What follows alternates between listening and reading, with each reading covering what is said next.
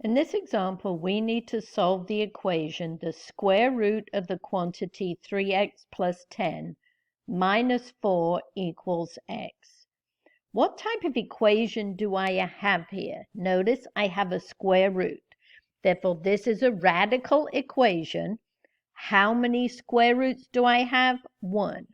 So this is a radical equation involving one square root, and let's quickly review the steps for solving these types of equations. And here are the steps, and I've written my equation down here. Step 1 says to isolate the square root. Is my square root isolated? No, I have this minus 4 in the way. So the first thing I'm going to have to do is add 4 to both sides of my equation. And then I'm going to get the square root of 3x plus 10. Notice that's all underneath the radical. Minus 4 plus 4 adds up to 0 equals x plus 4. So I've done step 1. Step 2 says to square both sides of the equation in order to remove the radical. So now what I'm going to do is I'm going to square both sides of the equation. And be careful, on the right-hand side, you can't square each thing individually. You have to square the whole quantity x plus 4. When I square a square root, they undo each other. So I'm just going to get 3x plus 10 equals, now remember, x plus 4 all squared really means x plus 4 times x plus 4. I'm filling this out quickly. We get x times x is x squared. Outer x times 4 is plus 4x. Inner 4 times x is plus 4x.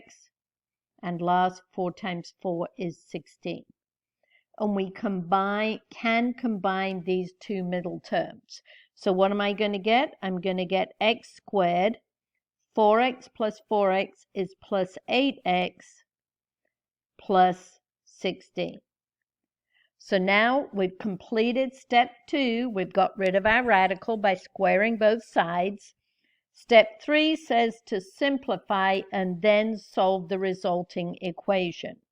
Well, what type of equation do I have now? It's a degree 2. The highest exponent on any of x is a 2.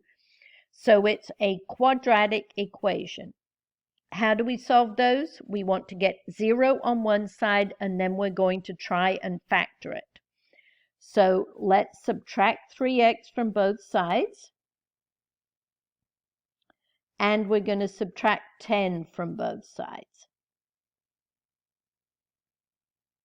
And so 3x minus 3x is 0. 10 minus 10 is 0. So I get 0 on the left-hand side equals x squared. 8x minus 3x is plus 5x. 16 minus 10 is plus 6. So I now have my equation in standard form, 0 on one side, everything else on the other in descending order.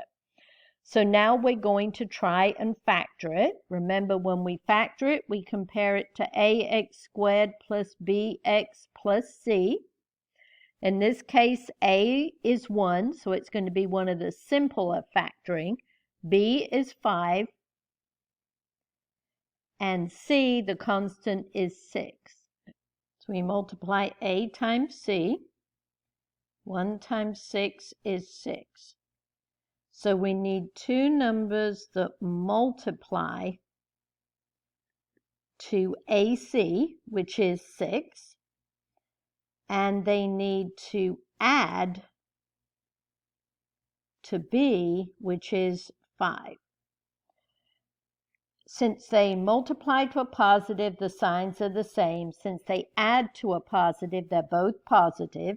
So I could have 1 times 6 that multiply to 6, but 1 plus 6 adds to 7, not what I'm looking for. 2 times 3 multiply to 6, and 2 plus 3 equals 5. That's the number I'm looking for. And since a was 1, these numbers, 2 and 3, are my two factors. So I'm going to get 0 equals x plus 2 times x plus 3. I'm going to put it on pause since I'm running out of room. So now I have two numbers multiplied together equaling 0. You set each of them equal to 0. So I have x plus 2 equals 0 and x plus 3 equals 0. From the first one, x plus 2 equals 0. Subtract 2 from both sides. You get x equals negative 2. From the second, x plus 3 equals 0. Subtract 3 from both sides. X equals negative 3. So I've simplified and solved the resulting equation, but then don't forget you must check all your solutions for extraneous solutions. I'm going to put it on pause again since I'm running out of room.